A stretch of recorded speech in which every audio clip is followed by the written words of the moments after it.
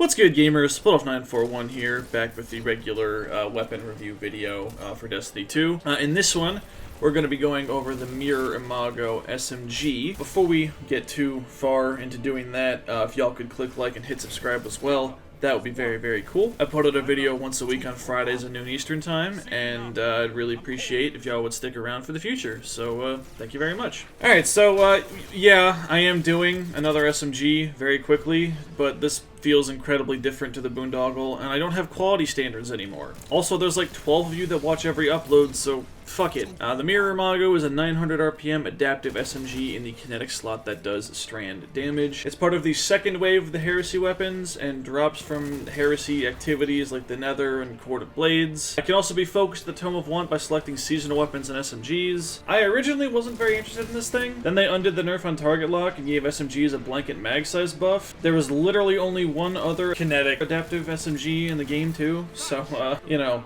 I'm not a big fan of the Pizzicato, so a couple of small details made me a little bit more interested in this than I originally thought. To be honest, outside of one instance, I've never really clicked with this frame, and that'd be Parabellum, but something about Mirror Imago just kind of fit, which is weird because I don't like the Vice SMG model all that much. I prefer the regular machine pistol reload frames like the Multi-Mach and Eurovit to the top-loading box mag ones like Unforgiven or the Recluse. But now that I've mentioned like 6 other guns, let's see how Mirror Imago compares to some others. Throwing it up against Pizzicato 22, Parabellum, and the Hero's Burden. Of the 4, Mirror Imago doesn't fare all that horribly, to be honest. Sure, it's got the lowest range, but it's by a single point, and Hero's Burden is only ahead by 2. And the second highest stability and aim assist aren't too shabby stats either.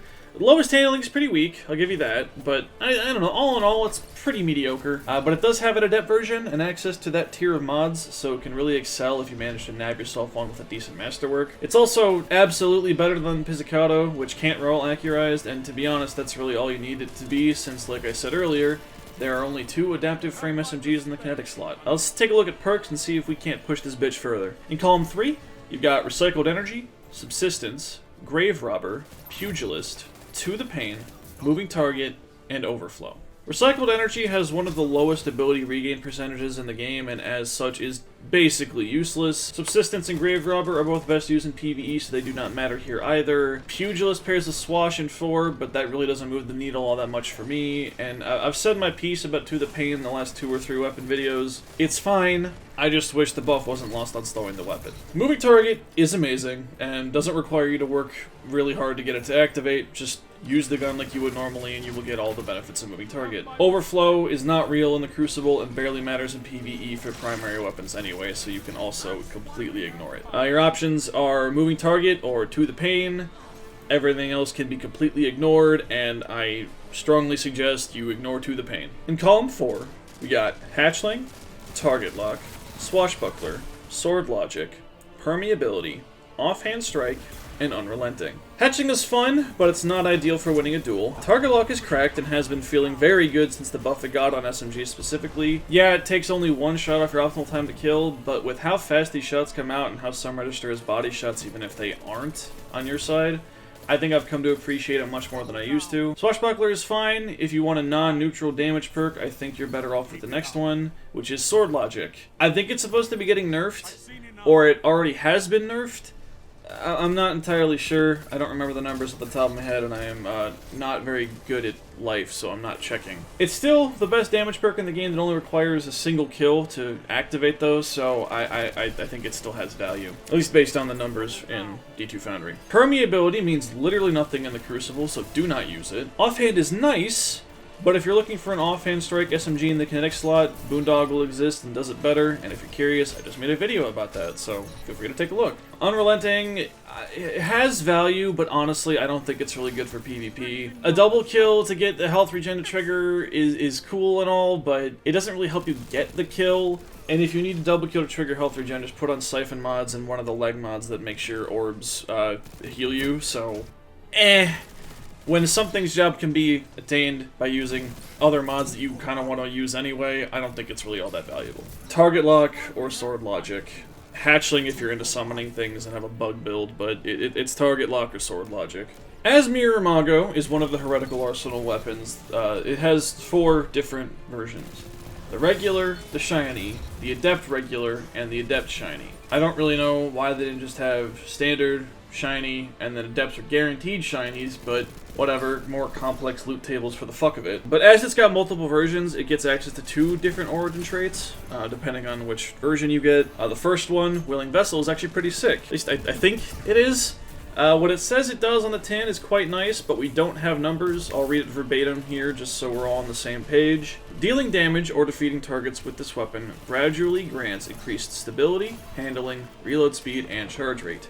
This effect gradually decreases over time, but is gained more quickly near allies. Extra stability, handling, and reload speed are all things that you want, absolutely. Bringing the base stats from the middle of the pack to something closer to the top. But like I said, we don't have the numbers, so it might be like 1 stat point per stack, and I think it stacks up to 5 times, at least it's the highest number that I've seen. It feels like it's doing something, but that might be placebo, so I can't speak definitively. It's kind of unfortunate. And then, you know, the other origin trait, the bonus one, so it's not guaranteed, is Runneth Over, which overflows the mag. Like, I'm gonna be honest, if you're not capable of killing 1.5 people in 36 shots, then you've got other problems to work on. I don't think the origin trait's gonna help you fix. Pairing is pretty easy. It's basically the same as Boondoggle. Joxers, Igneous, Targeted Redaction, maybe a Scout Rifle if you're into that. Just something capable of winning beyond closer range engagements. I've mentioned it already, but the other adaptive SMG that I've done a video on is Parabellum, and I fucking love that gun. Mirror Imago is pretty nice, but it's not beating up Parabellum in the head-to-head God Roll matchup. Field Tested beats Willing Vessel any day of the week due to the range boosts. Heal Clip removes the downtime between fights, which is especially good for me, as I don't really run a very high recovery, and instead rely on healing orbs or other more active sources of sustain. No target lock feels kind of bad since the buff, but it's not the end of the world, and I've already mentioned my preference for Parabellum's modder over Viced SMGs. And not to mention that it shades better, since there's no glowing green effect that doesn't go away no matter what shader you apply. Now that being said, Mirror Imago is not a bad weapon, far from it. This thing is a point-and-shoot bullet hose that will remove whatever you're looking at extremely quickly, especially with target lock. And its only direct competition is the Pizzicato, can't get accurized rounds, so I'm probably going to use this instead. Parabellum's 5 out of 5 is just better built for PvP, and I have a great one of those already.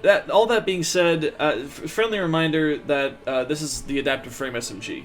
They're not really specialized in any specific attribute that SMGs do, so there's a bit of a learning curve if you're going to come off of other frames. Lightweights are better up close, precisions are better from further away and hit harder, aggressives are much more aggressive, right? Like, adaptives just kind of they are tied for the highest RPM with lightweights, but there is a damage difference, and I think that I prefer the way lightweights feel significantly more. Just keep in mind, there's a bit of a learning curve. Now, should you spend your time hunting for a good Mirror Imago? I mean, yeah, it's pretty low effort farming if you're just playing the game and engaging with the seasonal activities. Drops rain from the sky without focusing, and if you really are concerned about getting a good one, you can always just use the Tome of Want if you'd rather just farm playlists. It's the best kinetic slot adaptive SMG in the game, and I want to be clear that all of those adjectives are very key to the best part. There are better kinetic SMGs, there are better strand SMGs, there are better adaptive SMGs, but all of those combined, this is the best one. If that matters to you, it's worth your time. If not, just play and eventually you'll get one anyway, just for the checklist. But, with that, that's gonna do it for me.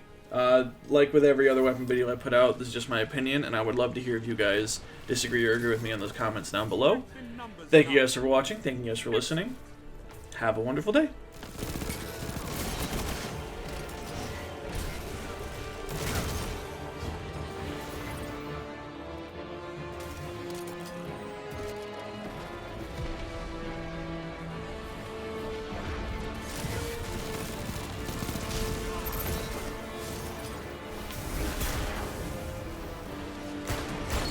People think I don't like hunters. I don't. I love them!